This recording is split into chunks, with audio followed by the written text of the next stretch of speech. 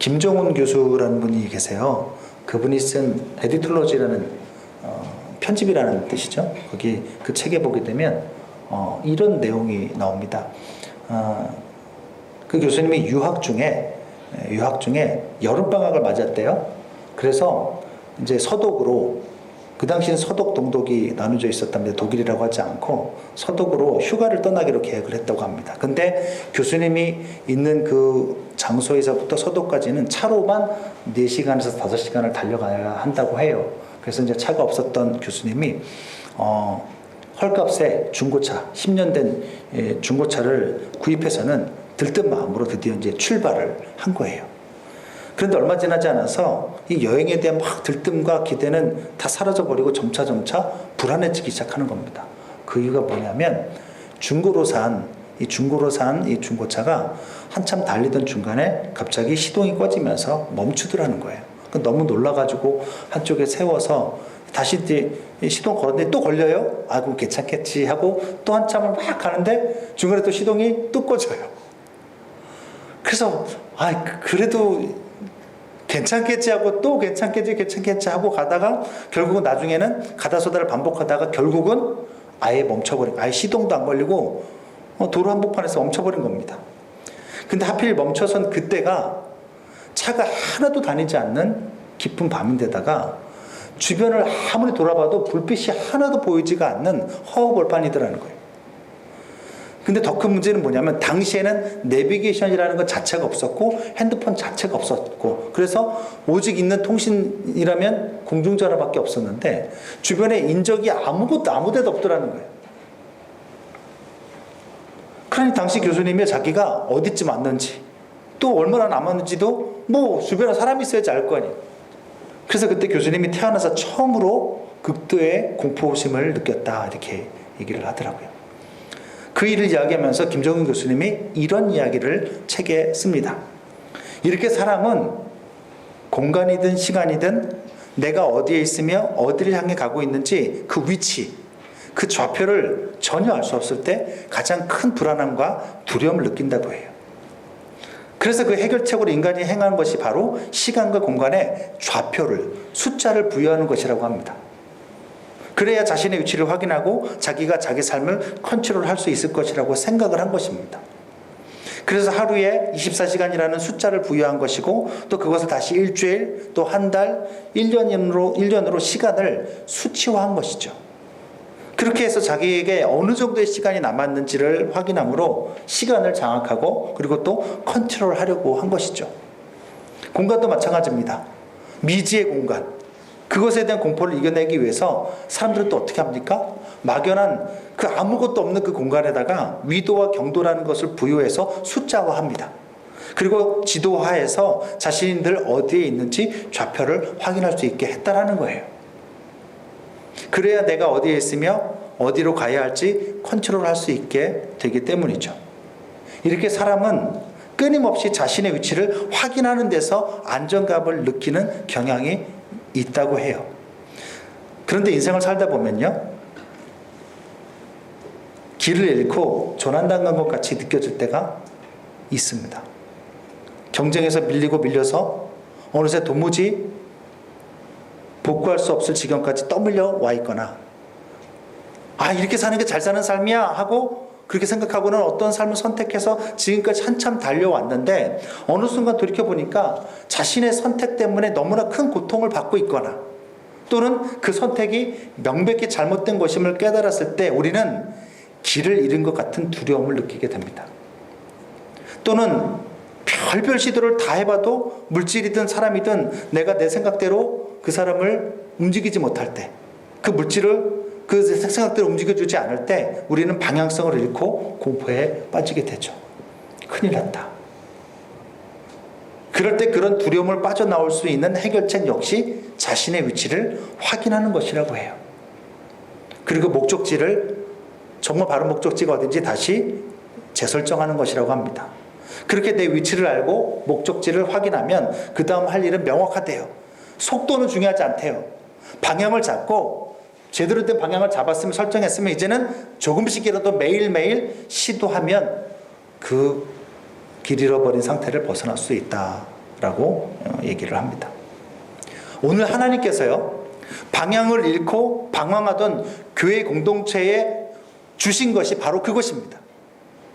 그들의 지금 위치가 어딘지를 깨닫고 그들의 지금 위치에서 하나님께서 주신 의미가 무엇인지를 알게 하시는 거예요.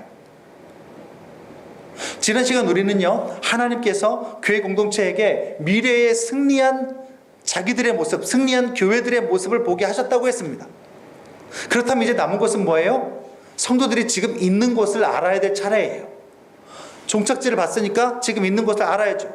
당시 성도들은요, 어떤 가운데 있었습니까? 1세기에 이 계시록을 받는 성도들은 고난 가운데서 방황하고 있었습니다. 신앙 때문에 경제적인 어려움, 먹고 사는 문제에 어려움을 겪고 있었고, 믿음 때문에 정치적인 압박을 받고 있었으며, 또 더러는 그 복음 때문에 감옥에 갇혀서 고통을 당하고 있었어요. 그래서 당시 성도들은 왜 하나님의 자녀인 자신들의 삶에 이런 고난이 계속되고 끝나지가 않는지 이해할 수가 없었습니다. 그러니 어때요? 불안하고 두려운 거예요. 내가 정말 잘 가고 있는 건가?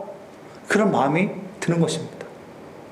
그런 성도들에게 하나님은 이제 그들이 지금 처한 위치가 어디이며 그 위치가 어떤 의미를 가지고 있는지를 알려주기 위해서 오늘 지난번에 보여준 환상과 다른 또 다른 환상을 사도 요한과 교회 공동체에게 보여주신 겁니다. 그 환상이 무엇이었습니까? 바로 하늘 한복판에 두 물체가 나타난 것이었습니다. 하나는 여자의 환상이고 또 다른 하나는 용의 환상이었습니다. 용과 여자가 같이 나타난 거죠. 여자는 본문에 보니까 태양으로 만든 옷을 입었대요. 어떤 옷인지 모르겠지만 태양으로 만든 옷을 입고 머리에는 12개의 별로 만든 관을 쓰고 있고 그 발 아래에는 뭘 밟고 있대요? 달을 밟고 있대요. 달을. 그죠? 해와 달과 별이 나타나고 있죠. 그리고 용은 어떻게 나옵니까? 머리가 7개가 달려있고 그리고 그 7개 달린 머리 위에 10개의 뿔이 나 있고 다 관을 쓰고 있답니다. 아마 저런 모습이었을 거예요. 밑에 달을 밟고 있고 여자는, 그렇죠? 그리고 태양으로 만든 옷이라 해로 만든 옷이라 좀 밝게 빛나는 옷을 만든 것 같아요. 머리에는 12개의 별로 만든 관을 썼어요. 그 옆에 용도 보이고요. 마치 해리포터 같은 거 보는 느낌이잖아요. 그죠? 네. 그런데 이 환상을 한글 성경은 1절에서 큰 이적이라고 번역을 하고 있습니다. 하지만 여기서 이적으로 번역된 세메이온이라는 이 헬라어 단어는, 저를 보세요. 세메이온이라는 헬라어 단어는 이적이라는 뜻도 가지고 있지만 표적, 징조라는 뜻도 가지고 있어요. 근데 이적과 표적은 굉장히 결이 다른 뜻이거든요. 근데 오늘 본문에 보게 되면 어떤 초자연적인 이적도 나타나지 않고 있습니다. 따라서 이적으로 번역하는 것보다는 표적으로 번역하는 것이, 왜냐면 이적이 안 나타나고 있으니까 표적으로 번역하는 것이 문맥상 자연스러워요. 그렇다면 오늘 본문에 나타난 여인과 용이 뭐라는 거예요? 표적이라는 거예요. 여러분, 표적은 뭐냐면 일종의 상징이에요. 어떤 그 상징적인 물체나 행동을 통해서, 사건을 통해서 어떤 진실을 알려주려는 데 목적이 있는 그런 것을 표적이라고 합니다. 이렇게 얘기하면 못 알아들으니까 예를 한번 들어볼게요. 얼마 전에요, 아내와 맛집이라고 불리는 설렁탕집을 간 적이 있습니다. 먹는데 너무 국물이 진하고 맛있더라고요. 진짜 맛있었어요. 근데 한참 막 정신없이 밥을 먹고 있는데 갑자기 아내가 자기가 먹던 그릇에서, 자기가 먹던 그 그릇에 얼마나 침 같은 게 많이 섞여 있겠어요. 그런데 거기서 팥 조각을 갑자기 내 수저에다가 올려놓는 거예요. 중간적으로 갑자기 기분이 확 나쁘려고 했는데 그 팥 조각을 보는 순간 기분이 하나도 안 나쁘고 오히려 행복해서 활짝 웃게 되었답니다. 왜 그랬을까요? 그 파가 바로 저런 파였기 때문에 그렇습니다. 하트 모양의 파, 하트파. 여러분, 하트는 무엇을 나타내는 상징이죠? 말하기 싫은 거예요 지금? 내가 또 왜 니들 사랑 싸움에 우리가 왜 끼어들어야 돼? 막 이런 겁니까 지금? 다시 한번, 하트가 뭘 상징해요? 사랑인데 일부 때는 꼭 그냥 어떤 집사님이 심장이요! 막 이러면서. 맞아요. 사랑한다는 상징입니다. 게다가 쌍하트는 봐요. 쌍하트잖아요. 그렇죠? 쌍하트는 쌍으로 사랑한다는 뜻이죠. 아내가 쌍하트를 나한테 날린 겁니다. 무슨 뜻입니까? 미치도록 쌍으로 사랑한다. 이런 뜻이죠. 이것이 바로 하트가 주는 상징이에요. 자, 또 있습니다. 여러분, 비둘기는 무슨 상징이죠? 평화의 상징. 경기가 있었는데 갑자기 한쪽에서 하얀 수건을 던져요. 자, 무슨 상징입니까? 하얀 수건 던지는 거? 예, 기권 내지는 항복 이란 뜻을 가지고 있죠. 그러니까 이런 것들이에요. 이처럼 어떤 물체나 행동을 통해서 실제 사실을 나타내는 것이 바로 상징이고 표적이에요. 표적. 그렇다면 오늘 본문의 여인과 용은 무엇에 대한 표적이고 무엇에 대한 상징일까? 이걸 우리가 아는 것이 중요하겠죠. 왜냐하면 큰 표적이라고 얘기했으니까. 그렇죠? 잘 따라오고 있나요? 일단 용은 너무 쉬워요. 같은 12장 내에서 명확하게 이미 뭔지 설명을 하고 있어요. 그래서 다 같이 화면 보고 12장 9절 말씀을 읽어보도록 하겠습니다. 시작. 큰 용이 내쫓기니 옛 뱀 곧 마귀라고도 하고 사탄이라고도 하며 온 천하를 꿰는 자라. 자, 큰 용이 뭐래요? 옛 뱀 곧 뭐라고 얘기하고 있어요? 헬라어로는 디아블로스라고 해가지고 마귀, 번역하면 고소자, 참소자 이런 뜻을 가지고 있고, 이걸 히브리어로는 뭐라고 얘기하냐면 사타나스. 그걸 우리는 사탄이라고 부르고 있죠. 이거는 적대자라는 뜻을 가지고 있습니다. 그러니까 많은 사람들이 뭐 사탄이 대장이고 마귀가 졸개다 이렇게 생각하는 분들이 있는 그게 아니고, 사타나스는 그 히브리어 발음이고, 그리고 그 디아블로스는 마귀라고 해서 헬라어 번역어입니다.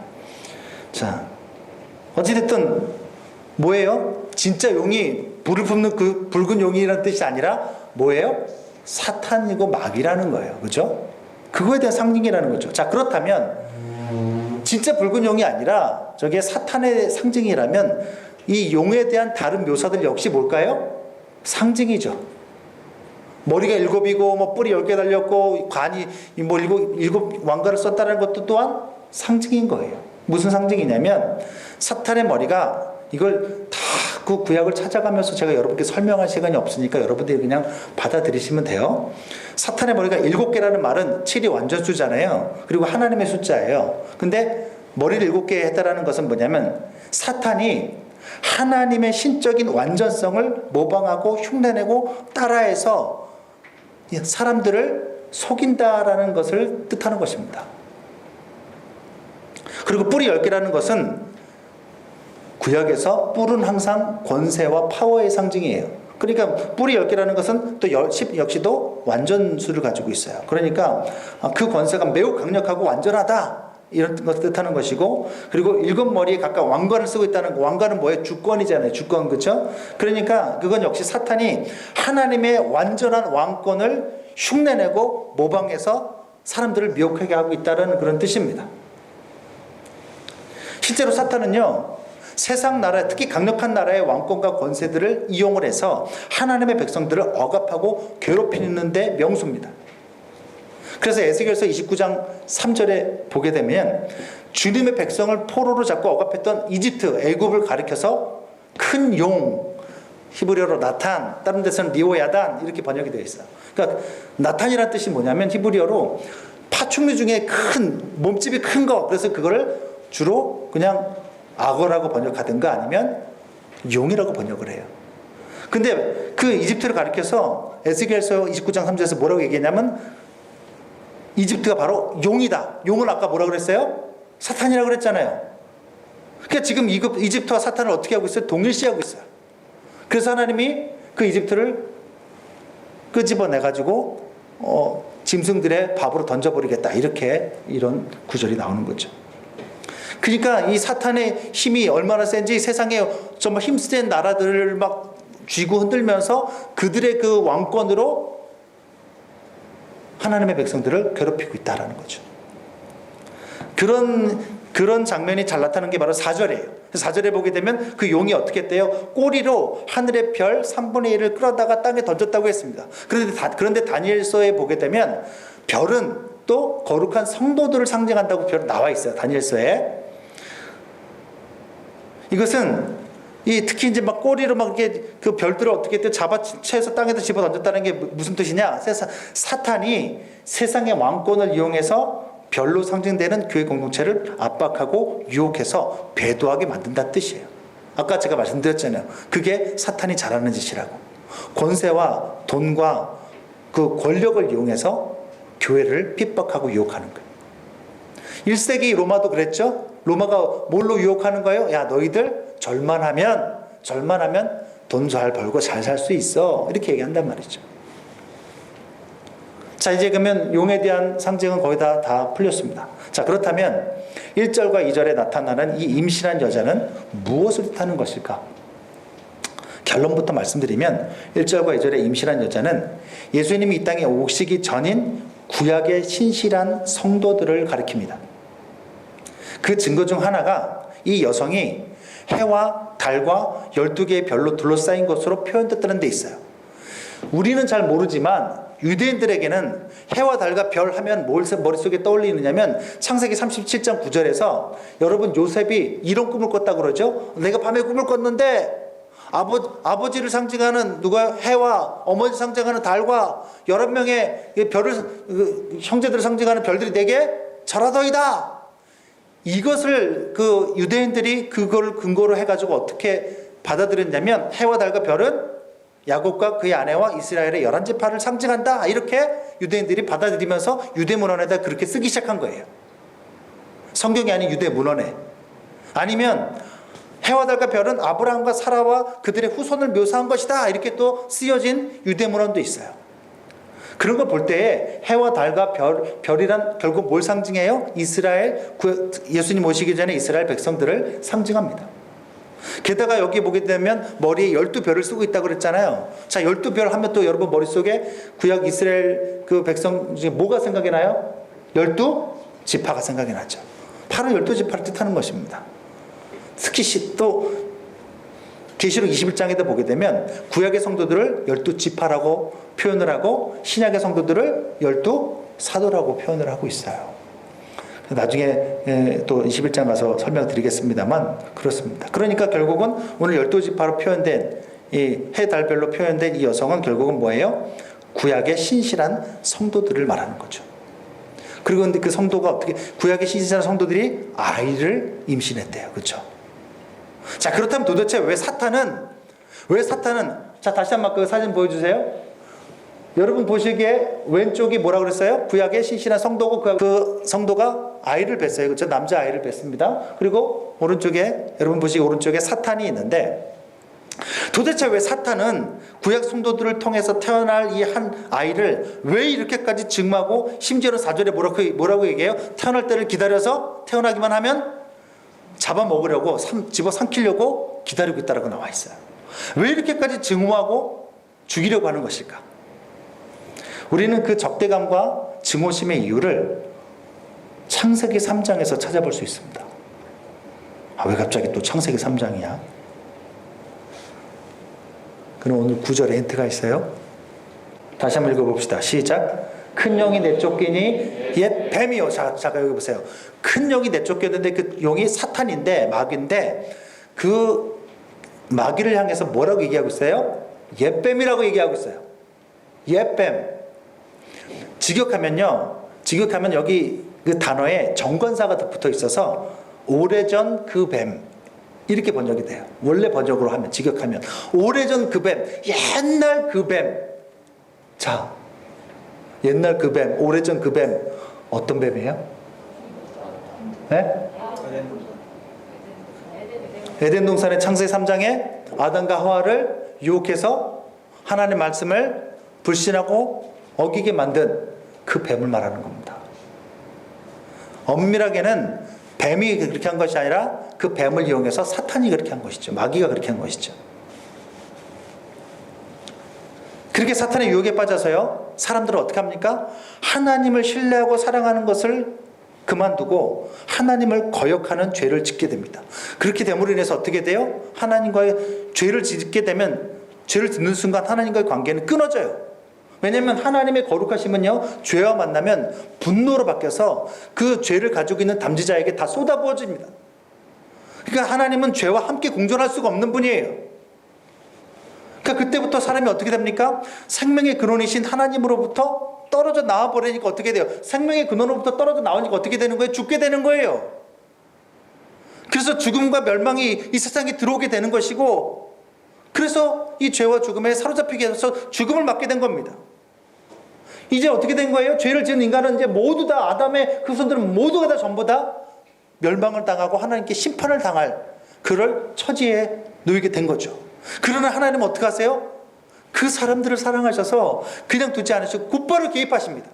타락해서 막 이제 저기 지옥 백성이 되자마자 하나님이 곧바로 개입하셔서 아담과 하와에게 놀라운 구원의 약속을 하시죠. 그것이 바로 창세기 3장 15절 말씀이에요.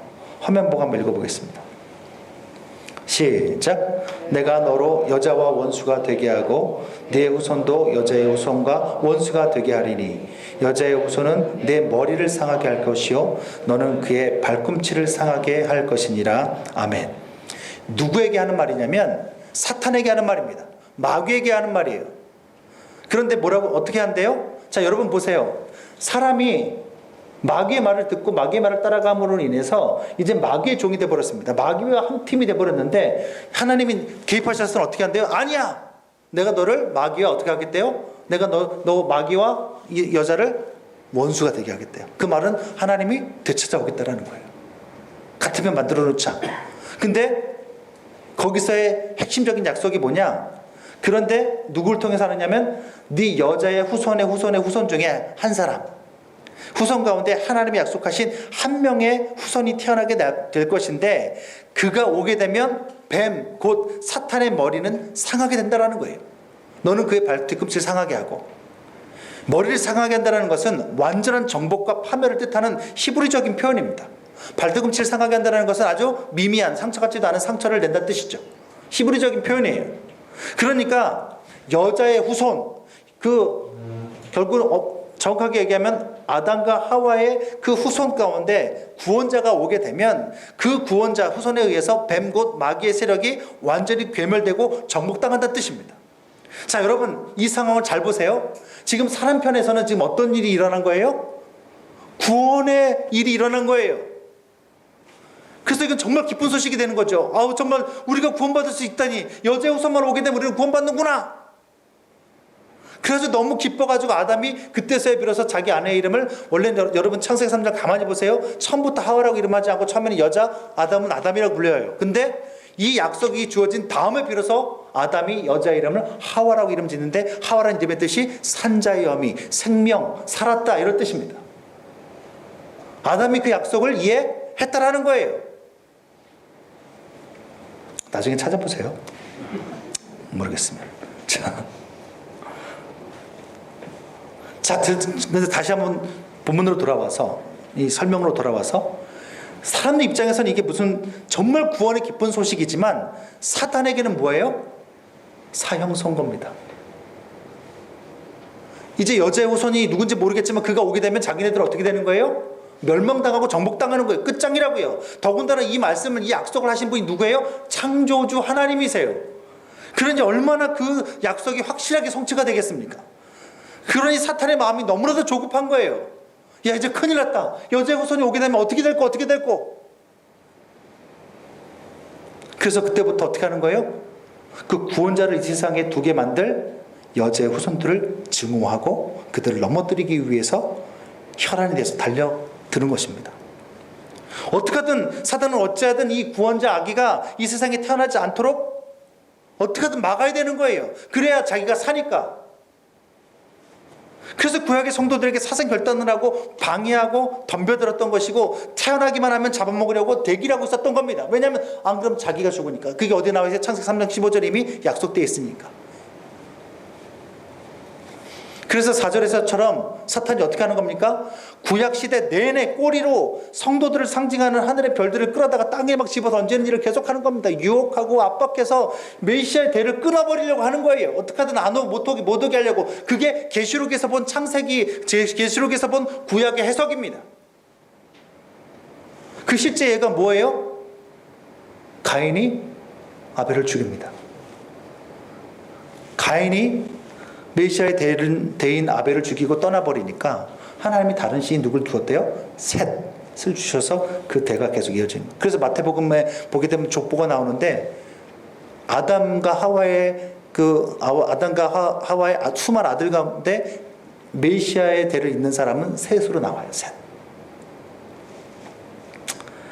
1부 때는 설명 안 했는데 2부 때는 잘 들어서 설명을 드린 건데 자, 그것만이 아니죠. 또 출애굽기를 보시면요, 여러분 구약 출애굽기에서 사탄은 또 어떻게 합니까? 애굽왕 바로를 충동질해서는 이스라엘이 지금 애굽을 탈출해서 어디로 가요? 이제 예수님이 구원자가 태어나실 가나안 땅으로 가려고 하는데 그것을 어떻게 해요? 그 이스라엘 필사적으로 어떻게 해요? 막아섭니다. 그 가나안 땅에서 십자가가 세워질 거거든요. 그 가나안 땅에서 십자가가 세워지고 부활하시면 마귀의 권세가 무너지거든요. 그러니까 어떻게 하는 거예요? 이스라엘이 출애굽하지 못하도록 막는 거예요. 이집트를 통해서. 또 열왕기서에 보게 되면요, 사탄은요, 구원자가 다윗의 직계 자손으로 오실 것을 알고는 다윗의 후손들 가운데 직계 왕자들을 다 죽여서 그 대를 끊으려고 시도하기까지 합니다. 그리고 하다 못해 예수님이 탄생하셨을 때 어떡합니까? 헤롯 대왕을 충동질해서는 베들레헴에서 태어난 그리스도를 죽이려고까지 했죠. 그런 사탄과 구약 성도들 간의 그 대적하는 원수가 된, 자, 정말 창세기 3장 15절처럼 어떻게 돼요? 여자의 후손과 뱀의 후손이 대대로 지금 어떤 일을 하고 있어요? 원수가 되어서 적대하고 있죠. 그 역사가 바로 구약의 역사입니다. 그거를 지금 하나님이 어떻게 뭘 통해서 보여주는 거예요? 환상을 통해서, 여인의 환상과 용의 환상을 통해서 그림 언어로 지금 교회 공동체에게 좀 보여주고 있는 거예요. 지금 이들이 본 게 뭐예요? 구약의 역사를 그림 언어로 보여주신 거예요.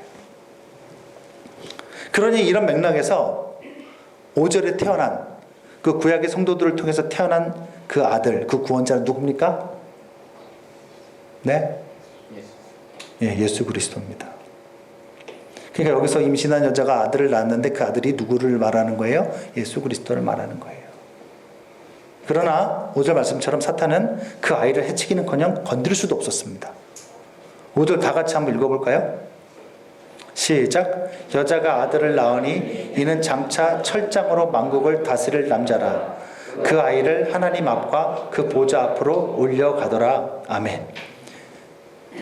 이미 하나님께서 시편 2장에 뭐라고 말씀하셨냐면, 보라 내 아들이라 그가 철장으로 만국을 다스릴 것이다 라고 메시아에 대해서 그렇게 예언을 했는데, 이 태어난 아들이 뭐라고 나와요? 여자가 아들을 낳으면 이는 철장으로 만국을 다스릴 남자라고 정확하게 시편의 예언을 그대로 받았죠.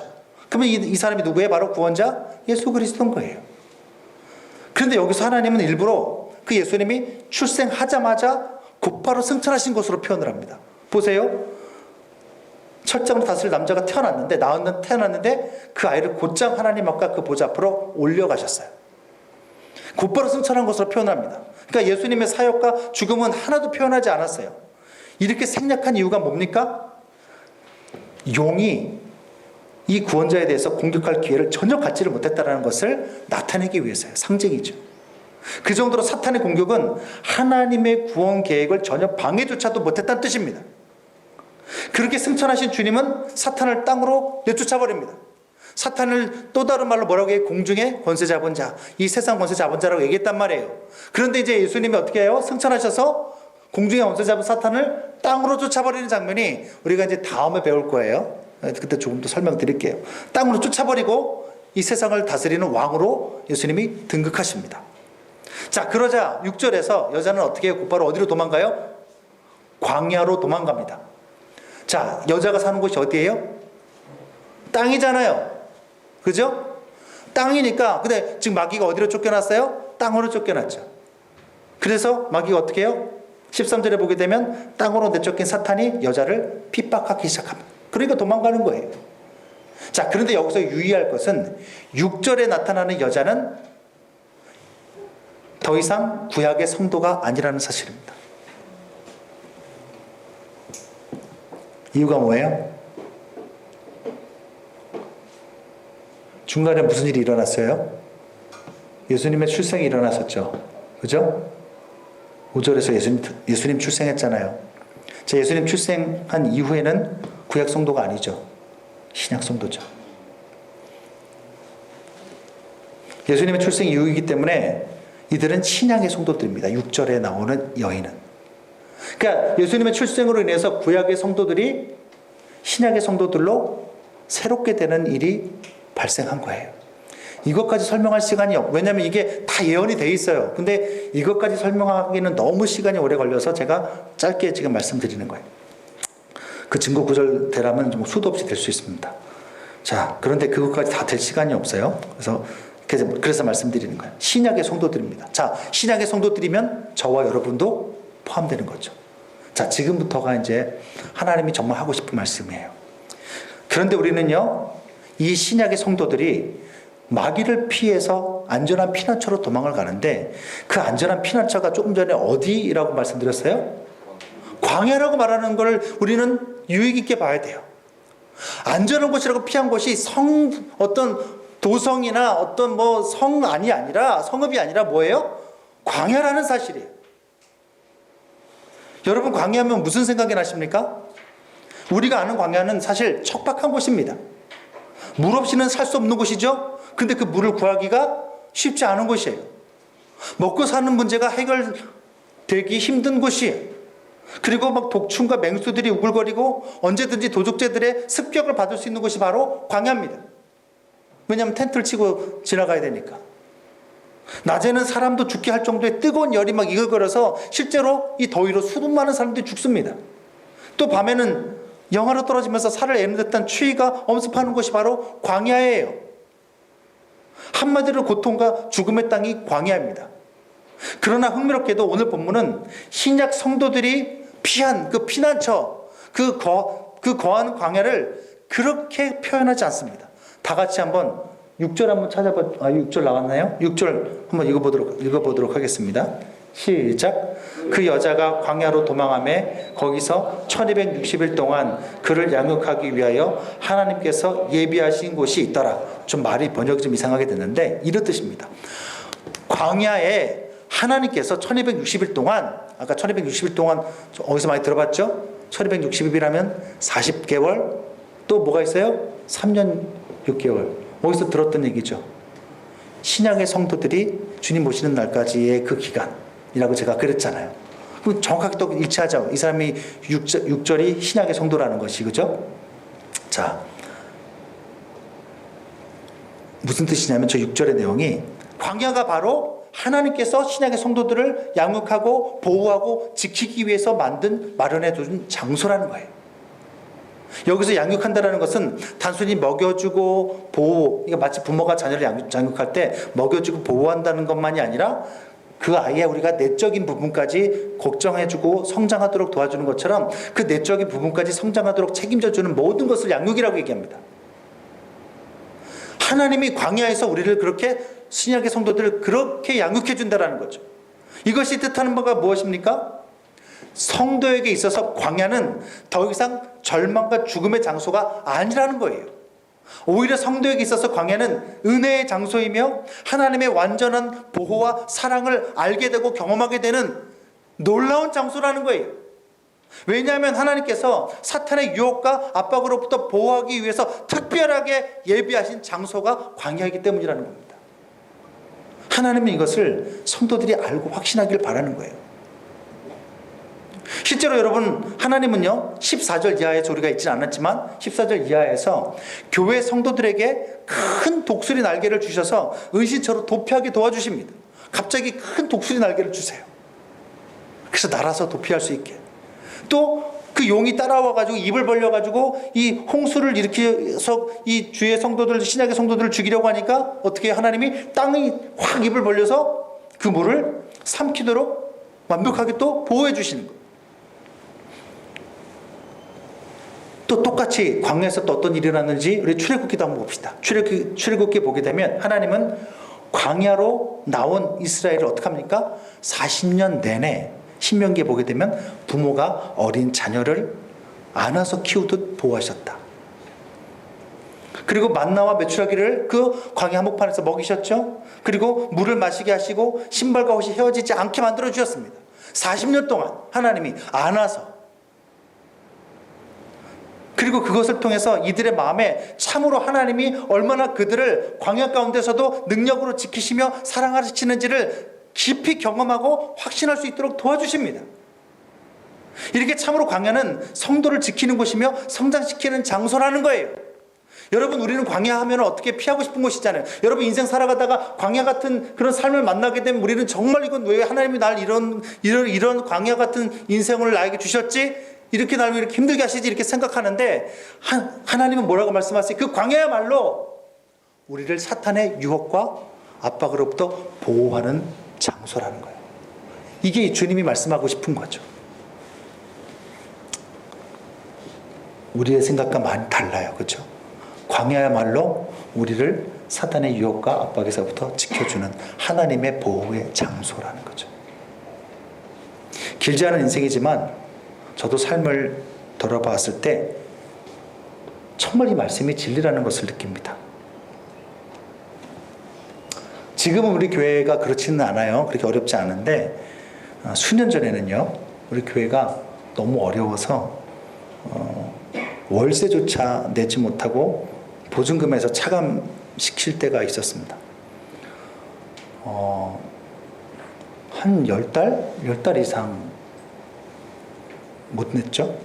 그래서 생각해 보세요. 월세조차 내지 못한다고 하면 교육자들이 어떻게 그걸 받을 수 있겠어요.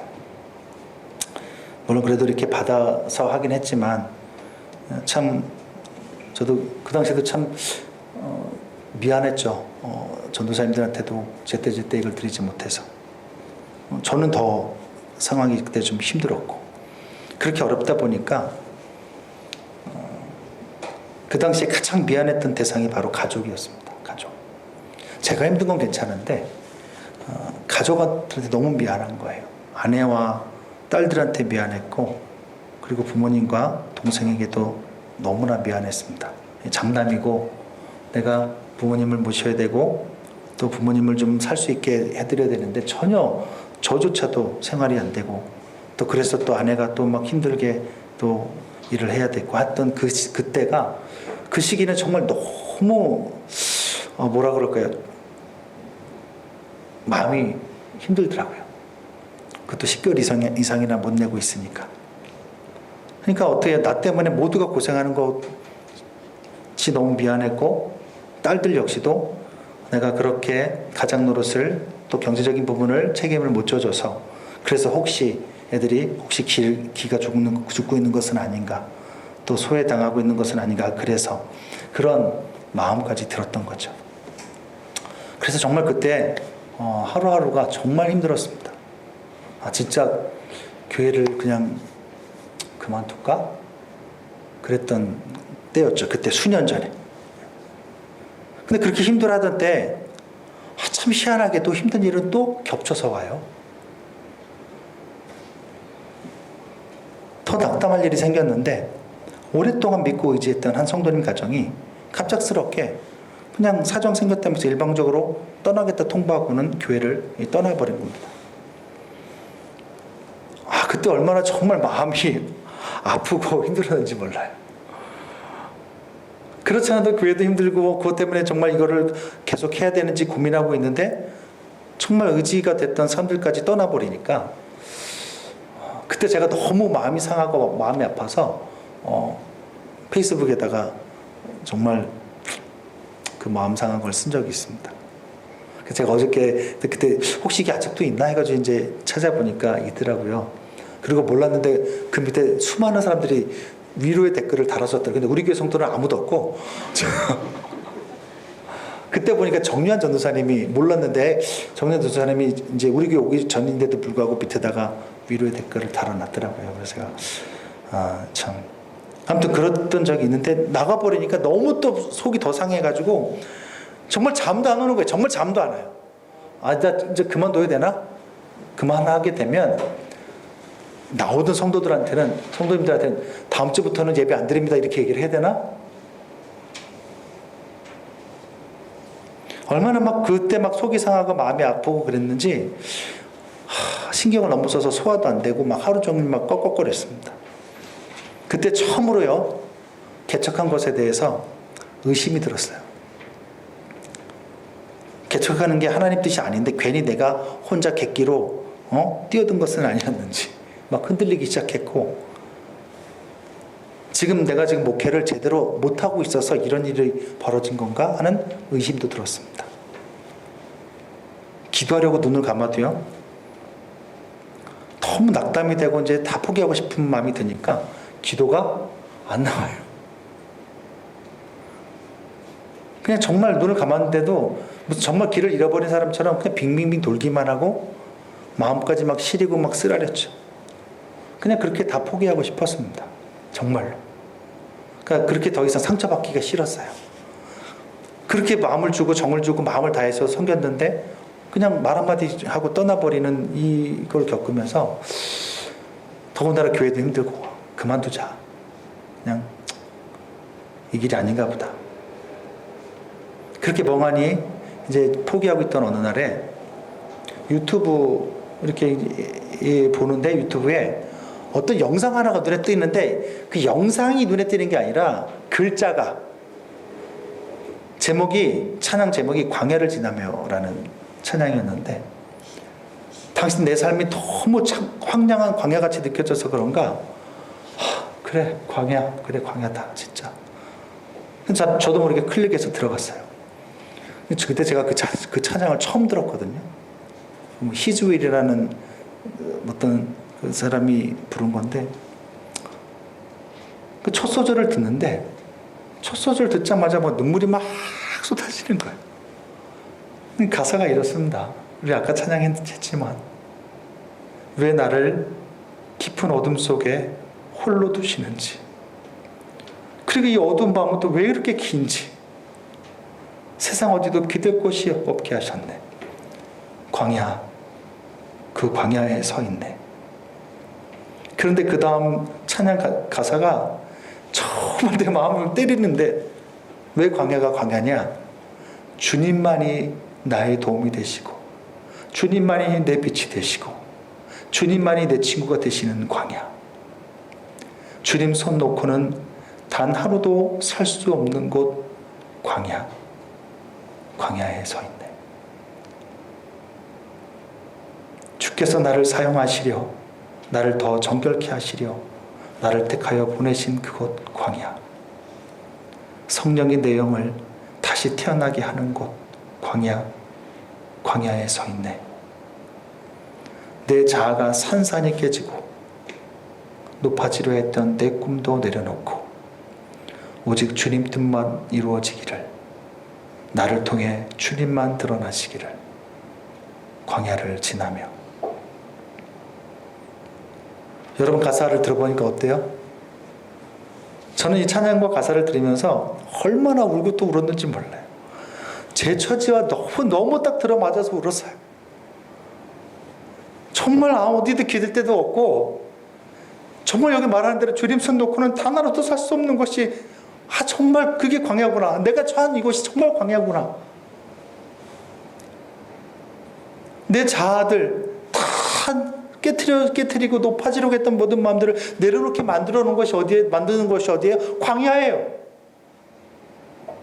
먹을 것이 없는 광야에서는요, 하나님께서 만나 약속하시면 어떻게 해야 돼요? 하늘만 쳐다봐야 되는 곳이에요. 그 광야 한복판에서, 그 사막에서 어디서 먹을 게 생깁니까? 하나님 외에는 없잖아요. 제가 그때 깨달았어요. 왜 하나님께서 나를 여기까지 가게 하셨는가? 이 광야에 왜 남게 하셨는가? 이 광야의 길을 왜 가게 하셨는가? 주님 손 놓고는 하루도 살 수 없는 그곳에서 주님 손만 붙들고 살아가는 그 법을 가르쳐 주기 위해서구나.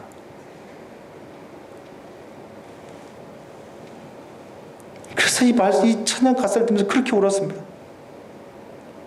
왜 나를 하나님께서 이 광야로 인도하셨는지 알 것 같은 거예요.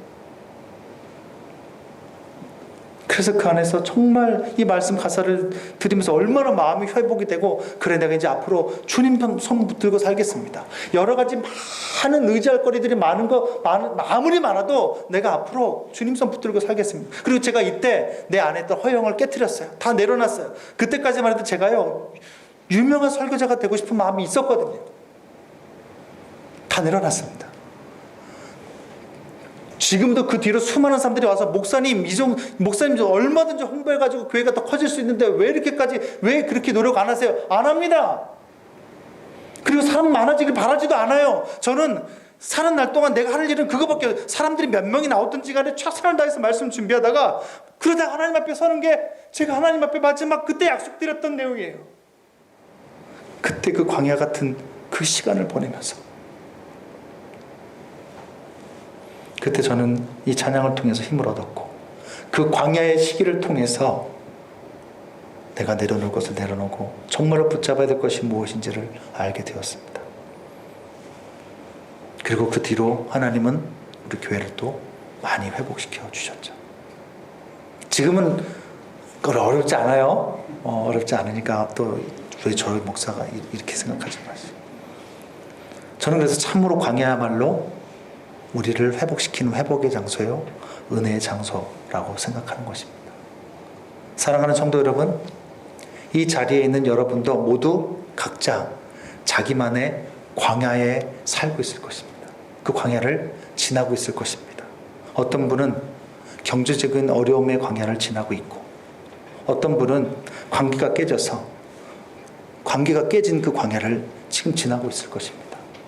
또 어떤 길로 가야 할지 몰라서 진로를 헤매는 그런 광야를 지나고 있는 분도 계시고, 또 어떤 분은 새로운 것을 시작했지만 모든 것이 너무 불투명하고 두려워서 정말 고통 가운데 그 광야를 헤매는 분들도 있을 것입니다.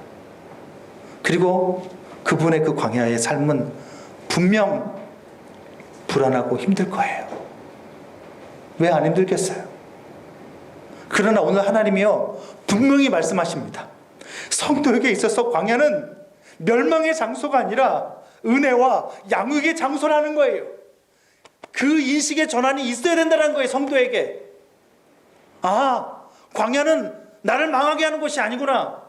오히려 이 광야는 하나님께서 나를 사탄의 공격과 유혹으로부터 지키고 보호하기 위해서 주님께서 이미 마련하시고 준비하신 은혜의 장소요, 양육의 장소구나.